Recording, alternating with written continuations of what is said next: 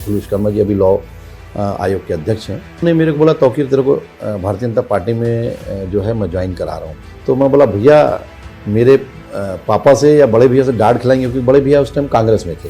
Bharatiya Janata party में होना ही अपने आप में अजूबा है। आज भी ज़्यादातर आप देखिए हमारे समाज के 95% लोग जो है कांग्रेस में से जीते थे। 2003 का जब चुनाव था तो अजीत जोगी जी मेरे मोहल्ले में आए तो उन्होंने एक धमकी दी, बोला ये कैसा अजूबा है, मुसलमान भारतीय जनता पार्टी में क्या कर रहा है, तुम मेरे आ जाओ, मैं तुमको अल्पसंख्यक आयोग का अध्यक्ष बना दूंगा या टिकट दे दूंगा विधानसभा की, लेकिन मैं दगाबाजी तो नहीं कर सकता, मेरे खून में नहीं। वो बोले सोचो तुमको बहुत डंडे पड़ेंगे। महत्वाकांक्षा अपनी जगह है, महत्वाकांक्षा मेरी भी है, लेकिन पार्टी अगर मुझे नहीं देगी तो इसका मतलब नहीं कि मैं उसके लिए लड़ूंगा या पार्टी छोड़ दूँ। को जब याद करके अश्क बरसाने लगी, आँख मेरी कितनी पाकीज़ा नजर आने लगी।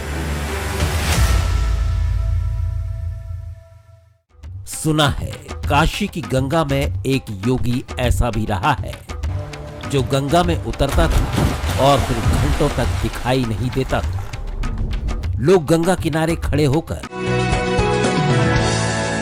नमस्कार, बहुत स्वागत है आपका। मैं हूं शरद द्विवेदी और आज हम जिस खास पर्सनैलिटी से, व्यक्तित्व से, राजनेता से बात करने जा रहे हैं, बहुत महत्वपूर्ण है उनसे बात करने का ये क्रम, क्योंकि ख़ास मुलाकात तो ये है ही, लेकिन ये योग मुलाकात भी है, क्योंकि वो योग आयोग के, मध्य प्रदेश योग आयोग जो है, जो हाल ही में जिसका गठन कुछ समय पहले हुआ है, उसके अध्यक्ष हैं। इसके पहले बाल संरक्षण आयोग जो रहा उसके भी अध्यक्ष वो रहे, और प्रदेश कार्यालय मंत्री का दायित्व भी वो निभा चुके हैं, अब उस दायित्व में नहीं है।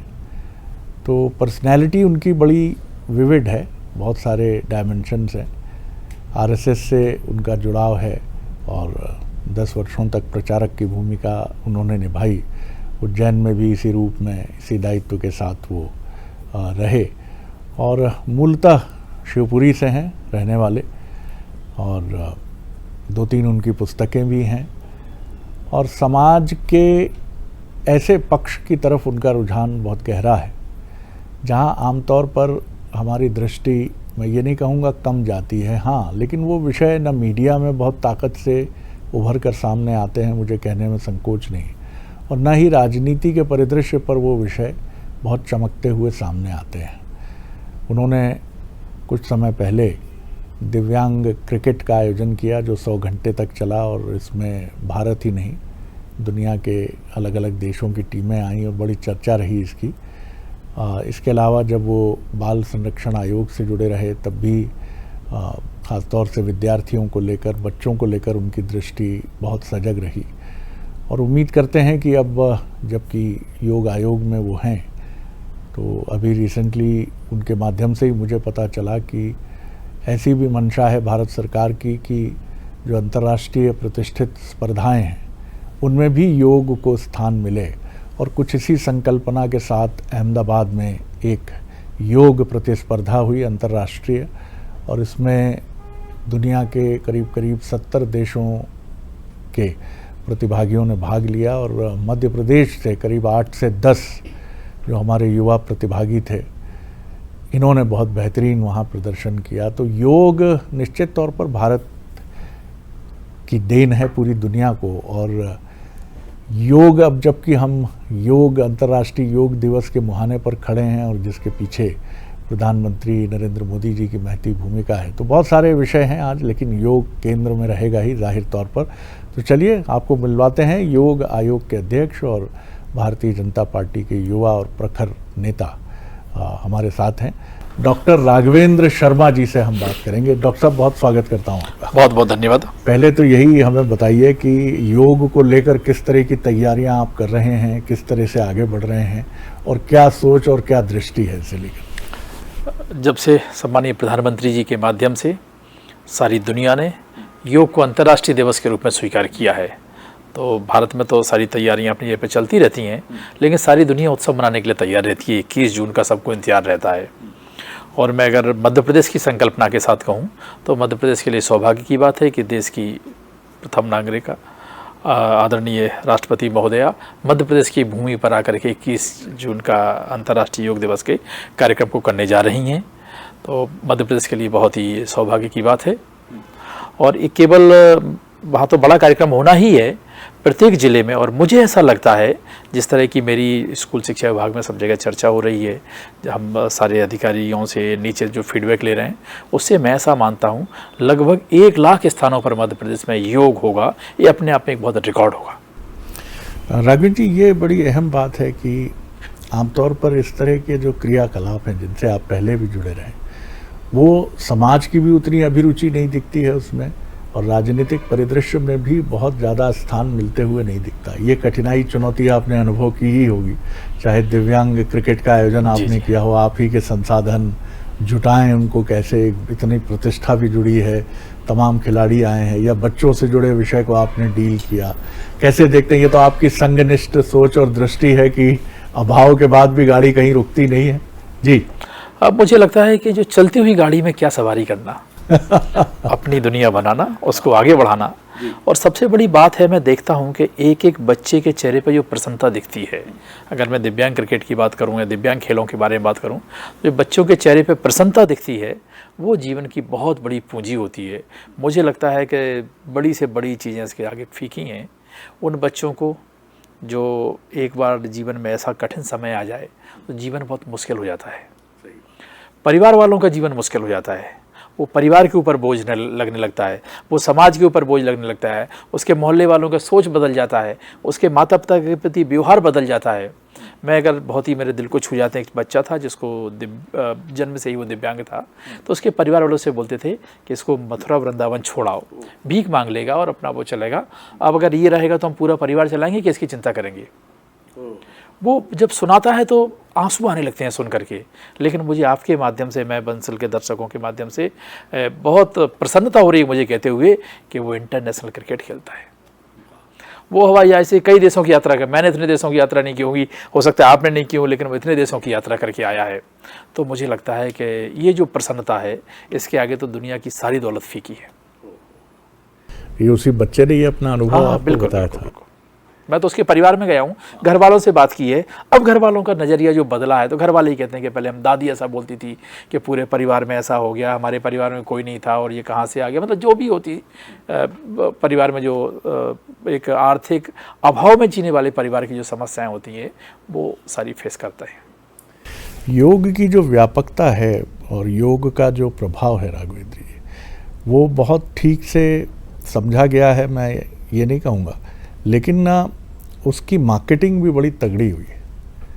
और जितने लब्ध प्रतिष्ठित योग गुरु रहे हैं उन सब ने उसका बड़ा, कोई उसमें बुराई नहीं है, अब ये तो है ही एक।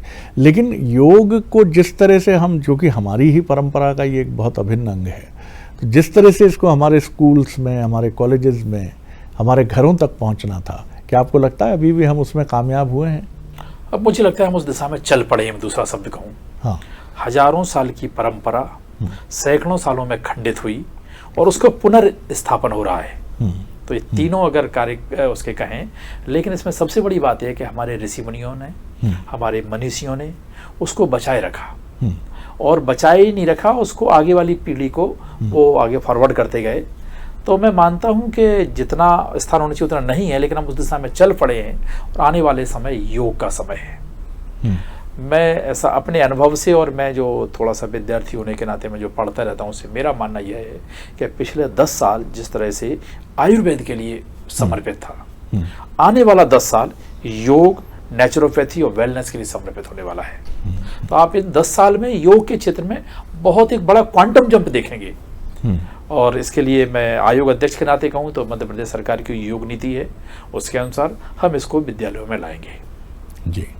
दूसरा, हमने कक्षा 1 से लेकर 5वीं तक, 5वीं से लेकर 8वीं तक, 6वीं से लेकर 8वीं और 9वीं से लेकर 12वीं तक के बच्चों के लिए क्या आसन होना चाहिए, क्या योग कैसे करना चाहिए उनको, इसका एक सिलेबस तैयार किया है और वो हमने सरकार को दिया है।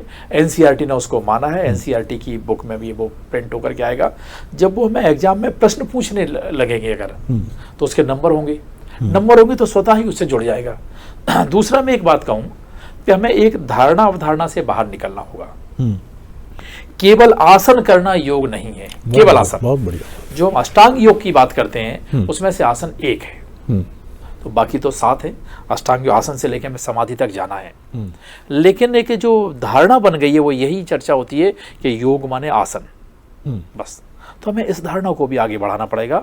जैसे योग शरीर को शुद्धि करता है, शरीर को पुष्ट करता है, बलिष्ठ करता है, वैसे ही योग के बाकी के जो 7 अंग हैं वो मन को, बुद्धि को, आत्मा को, सबको पुष्ट करने के लिए हैं। और अंत में व्यक्ति अपनी समाधि की तरफ जाता है। अगर मैं एक शब्द में कहूँ, जैसे कहते हैं योग कर्म कौशलम, कुशलता के द्वारा किया हुआ कर्म ही योग है। क्या बात है, ठीक बात है, बहुत सुंदर बात आपने कही। और चित्त जो है कि अपने चित्त पर नियमन उसका, और जैसा आपने कहा ये लोग नहीं समझ पाते हैं कि समाधि का अर्थ क्या है। समाधि का अर्थ ये नहीं है कि सन्यासी हो जाना, जी बिल्कुल, या समाधिस्थ होकर बिल्कुल दीन दुनिया को छोड़ देना।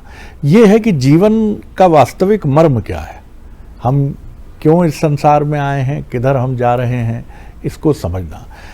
जब योग या वेलनेस की बात होती है तो राघवेंद्र जी मुझे कभी ध्यान नहीं आता कोई सरकारी चिकित्सालय जहाँ मुझे सिखाया जा सके। वेलनेस सेंटर हैं तो बड़े बड़े लश ग्रीन फार्म हाउसेस में हैं, जहाँ की एंट्री फीस ही इतनी है कि मेरे जैसा व्यक्ति भी वहाँ जाने के पहले 10 बार सोचे। केरल जो है वो या उद्योगपतियों के लिए है, जहाँ पर काफ़ी आयुर्वेद का और पंचकर्म का बड़ा संस्थान है। इन सब चीज़ों को भी हमें धीरे धीरे नीचे लाना पड़ेगा। आज भी आम आदमी योग से या फिर पंचकर्म से, आयुर्वेद से, इनसे बहुत दूर है अभी। जैसे मैंने कहा कि पिछला 10 वर्ष अगर हम देखें आयुर्वेद के लिए समर्पित था, आने वाला 10 वर्ष इसके लिए समर्पित है। तो सबसे बड़ी बात है कि जो समाज में वातावरण बनता है वो इन सारी चीज़ों के लिए उपयोगी सिद्ध होता है।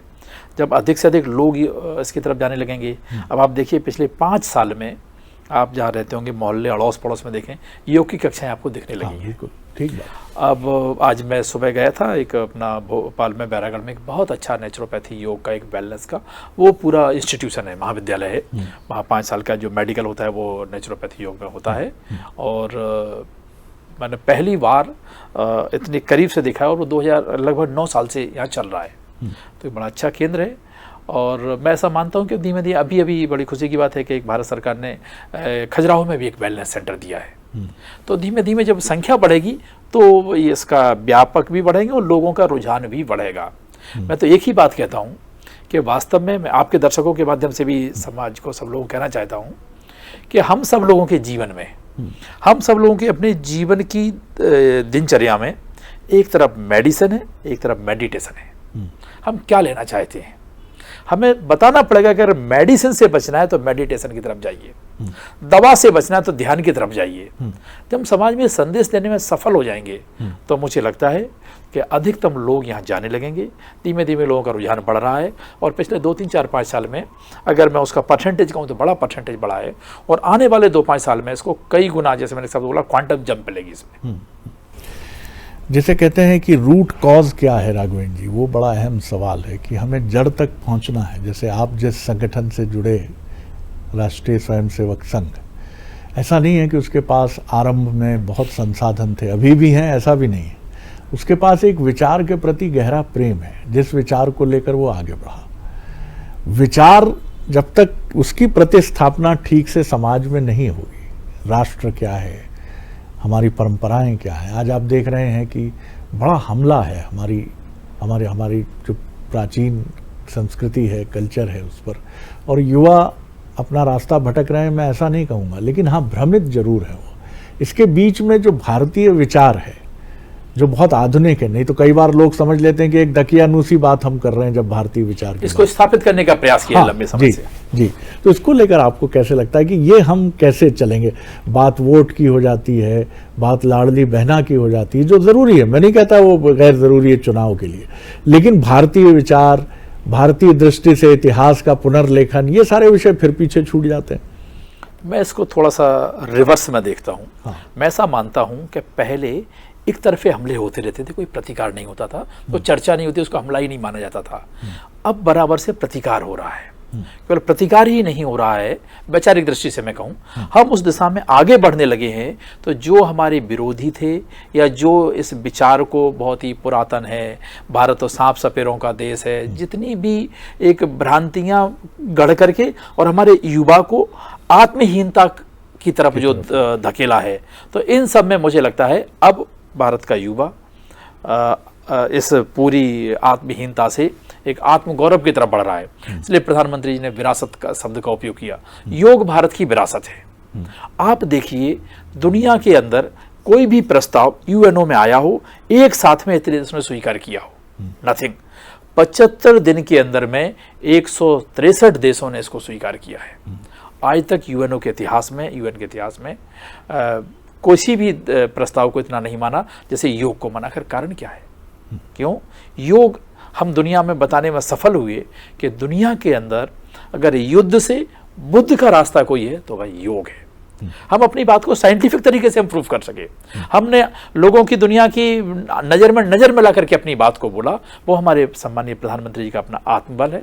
उनका एक जो मैं कहूँ वो एक सच्चे योगी हैं। वो योगी होने के नाते उनका जो एक आत्मविश्वास है उसने दुनिया को इस विषय को मानने के लिए मजबूर कर दिया। और उन देशों ने, अरब कंट्री जहाँ कल्पना नहीं कर सकते थे, ओम शब्द का उच्चारण हो सकता है वहाँ। पॉपुलर है वो। मैं अभी अहमदाबाद में गया था तो मैं देखता था कि वो बहरीन के शेख जो होते हैं वो सर पे एक वो वहाँ वो टायर जैसा कुछ उनका वहाँ का पहनते हैं वो। तो मेरे दोनों तरफ वो बैठे थे और योग का कार्यक्रम चल रहा था और वो बता रहे थे कि हम योग के लिए कितना काम करते हैं। तो मुझे लग रहा था इतना काम तो हम लोग नहीं करते, इतना आप कर रहे हैं। तो मुझे लगा भारतीय संस्कृति, भारतीय परंपरा, भारतीयता का जो झंडा दुनिया के अंदर बुलंद हो रहा है। क्योंकि भारत को हमेशा स्वामी विवेकानंद ने कहा था कि भारत तलवार से हारने जीतने वाला देश नहीं है, भारत संस्कृति से का देश है। अगर कोई भारत को नष्ट कर सकता है तो उसकी संस्कृति पर प्रहार करके करता है। तलवार के दम पे भारत को कोई नहीं जीत सकता। चाहे वो सिकंदर अपना सपना लेकर के आया हो, किसी ने बोला वो दीन एजाजी का विवाह के बड़ा नारम में अटका ना खर में अटका, जाके डूबा तो गंगा के मुहाने पर डूबा। गंगा के मुहाने, ये बात ठीक है। 2016 में हमने एक सन्यासी आए थे, युवा सन्यासी, उनका इंटरव्यू किया उज्जैन में। और बाद में मुझे पता चला कि वो तपस्वी बाबा कल्याण दास जी के शिष्य हैं, जो बड़े प्रखर संत हैं, और वो इस समय दुबई में चला रहे हैं। और उनका भी यही कहना था जो आपने कहा कि बड़ी संख्या में मुस्लिम जो हैं आते हैं और बड़ी रुचि से सीखते हैं। एक दो सवालों के साथ इस बातचीत को विराम दूंगा। किस तरह का अब तक आपकी जो यात्रा रही है, संघ के प्रचारक से लेकर प्रदेश कार्यालय मंत्री, फिर ये दूसरा आयोग है आपका जहाँ ये दायित्व तो संभाल रहे हैं, चरेवेती तो आपका मूल मंत्र है ही, लेकिन किस तरह से देखते हैं? और इससे आपकी एक अभिरुचि का स्थापन भी हुआ है शायद कि आप इन विषयों को लेकर अधिक कार्य करने के इच्छुक हैं, या जो मिल गया वही स्वीकार्य है? मैं एक वाक्य मुझे बहुत अच्छा लगता है, अक्सर मैं बोलता हूँ। किसी ने बोला है कि जिंदगी जियो तो ऐसे जियो जैसे एक्टिंग कर रहे हो। वाह। और एक्टिंग ऐसी करो जैसे जिंदगी जी रहे हो। तो मुझे लगता है कोई चीज़ बोझ नहीं लगेगी, कोई चीज़ भार नहीं लगेगा। जो संगठन ने, व्यवस्था ने दे दिया उसी को भाग और भगवान मान करके उस काम में लग जाना। लेकिन ऐसे करना कि आप इसी काम के लिए बने थे।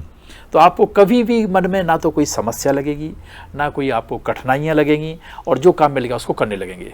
मैं जब चाइल्ड कमीशन में था, आपके साथ भी मेरी कई बार चर्चा हुई, आपके दर्शकों के माध्यम से मैं देखता था, तो मेरे से लोग अक्सर ये बोलते थे कि इसको बच्चों के अलावा कुछ नहीं दिखता है। और अब मैं मानता हूं कि लोग ये भी कहेंगे नहीं, इसको योग के अलावा कुछ नहीं दिखता है। लेकिन मैं एक चीज़ और मानता हूं, जीवन में किए हुए पुराने काम कभी छोड़ना नहीं चाहिए, नए ऐड करते रहना चाहिए। आज भी मैं बच्चों के लिए मानता हूं कि मैं उतना ही समर्पित हूं। मैं बच्चों के लिए काम करना मेरे जीवन की उतनी ही प्राथमिकता है। अब मेरी प्राथमिकता में योग भी उसी तरह से हो गया है। सामान्यतः लोग क्या होता है कि एक काम को किया लेकिन नए काम पे पुराना छोड़ देते हैं, लेकिन मैं इस पर बिल्कुल बिलीव नहीं करता। मैं मानता हूं कि आपने उसके लिए काम कर रहे थे, आप काम नहीं करते, उसके लिए जी रहे थे। आप जीने की व्यवस्था विधि नहीं छोड़ सकते। बिल्कुल ठीक बात है, ये काफ़ी आपने महत्वपूर्ण बात की। आपने अहमदाबाद का जिक्र किया था बीच में, वहाँ जो योग का एक बड़ा अंतर्राष्ट्रीय आयोजन हुआ, थोड़ा उस पर भी प्रकाश डालिए। और सरकार की मंशा क्या है कि अंतर्राष्ट्रीय आयोजनों का हिस्सा हो ये? बिल्कुल होगा, और सरकार की बहुत मैं कहूँ बड़ी तीव्र इच्छा है इसमें। तो अहमदाबाद में जो वर्ल्ड योगासन चैंपियनशिप हुआ है ये पहली बार हुआ है और इसमें 78 कंट्री ने पार्टिसिपेशन किया है। मुझे लगता है किसी भी इवेंट में इतने कंट्री नहीं आते होंगे, किसी भी तरह की चैंपियनशिप में एक साथ में इतने कंट्री भाग नहीं लेते होंगे। फर्स्ट टाइम हुआ 78 कंट्री आए। अगली बार मॉरिशस में होने वाला है, मैं मानता हूँ 100 से अधिक देश उसमें भाग लेंगे। तो ये अपने आप एक बड़ा परिवर्तन है। क्यों? क्योंकि मुझे लगता है योगासन, योग वो एक जीवन जीने की कला है। ये हम तो मानते ही, हमारे ऋषि मुनियों ने तो इसको खड़ा किया ही है, दुनिया भी इसको मानती है। प्रधानमंत्री जो पद्मश्री किसी मिला है मुझे, एक फ्रांस की कोई महिला हैं, वो लगभग 90-95 वर्ष की हैं और पिछले 50 साल से योग सिखा रही हैं। वो पहली बार भारत आई थी वो पद्मश्री लेने के लिए। मैं और तो क्या, मैं यहीं भोपाल में देखूं, एक भरत नगर में एक शशि सूद मैडम है, 92 उनकी एज है इस समय, और रोजाना 1 घंटे योग सिखाती हैं वो। कल मैं उनसे मिलने गया था, वज्रासन में बैठी थी और सामने 50-60 लोग बैठे थे, उनको योग सिखा रही थी। आप देखिए क्या अजीब सा है वो। तो मैं मानता हूं कि सरकारों की भी प्राथमिकता में है और यह आयोजन अंतर्राष्ट्रीय स्तर पर आने वाले हैं। अब योगासन खेल का हिस्सा है, योगासन कॉमनवेल्थ का हिस्सा बनेगा, योगासन ओलंपिक का हिस्सा बनेगा। तब मैं मानूंगा कि जो हमारे प्रधानमंत्री ने जो सपना देखा है, जब पदक तालिका में भारत प्रथम स्थान पर देखेगा, योगासन में अधिकतम पदक भारत के होंगे। और वो दिन बहुत दूर नहीं है जो अपन बैठ करके इसी बंसल न्यूज पर और दर्शकों से फिर आशीर्वाद लेके चर्चा कर रहे होंगे। वाह राघवेंद्र जी, आगे के लिए क्या दृष्टि और सोच है? सार्वजनिक जीवन में तो प्रवेश हो ही चुका है और आगे जो भी भारतीय जनता पार्टी आपकी प्रिय पार्टी तय करेगी उसे लेकर आगे बढ़ना है। फिर भी कोई सोच और दृष्टि? बच्चे आपका प्रिय विषय हैं, बालक, और अब योग भी हो गया है और आगे कोई और आयोग मिलता है तो वो भी आपका प्रिय विषय होगा। हाँ, जो भी मिला उसी को मुकद्दर समझ लिया। यही हाँ। मानते हैं कि हम इसी के लिए बने थे और संगठन की कृपा है। मैं तो एक बहुत छोटी सी जगह से, एक बहुत छोटे से सामान्य से भी, सामान्य तो अच्छा शब्द होता है, उससे भी बहुत छोटे परिवार से निकला हूँ, बहुत छोटे गांव से निकला हूँ। और मैं अगर आज बंसल में बैठ के आपसे बातचीत कर रहा हूँ तो मुझे लगता है ये सब मुझे मेरे संघ के द्वारा दिए हुए संस्कार या संघ के द्वारा दिया हुआ आत्मविश्वास है, उसी के देन है। इसलिए मैं मानता हूँ इस व्यवस्था के अनुसार जो मुझे काम मिलेगा मैं उसको उतनी ही तल्लीनता के साथ करूंगा, बगैर किसी मन में कि मुझे छोटा काम दिया कि बड़ा काम दिया। जो दिया वो सबसे अच्छा है और ऐसा मानेंगे, यही भाग्य और भगवान का आदेश है। बहुत शुभकामनाएं राघवेंद्र जी कि आपकी ये यात्रा जो अहर्निश चल रही है, बीते मेरे ख्याल से करीब 2-2.5 दशकों से ज़्यादा। हाँ, मुझे भोपाल में रहते रहते लगभग 30 साल से ज़्यादा हो गए हैं। 30 साल से ज़्यादा हो गए। 3 दशकों से अधिक की यात्रा और प्रखरता से आगे बढ़े। हालांकि आपको देखकर नहीं लगता कि 3 दशक आपको हो गए हैं, तो इसका मतलब है कि बहुत कम उम्र में आपने कदम रख दिया था और आगे बढ़ते रहे। बहुत धन्यवाद। तो ये थे मध्य प्रदेश योग आयोग के अध्यक्ष डॉक्टर राघवेंद्र शर्मा। बने रहिए बंसल न्यूज़ पर, खबरों का सिलसिला लगातार जारी है।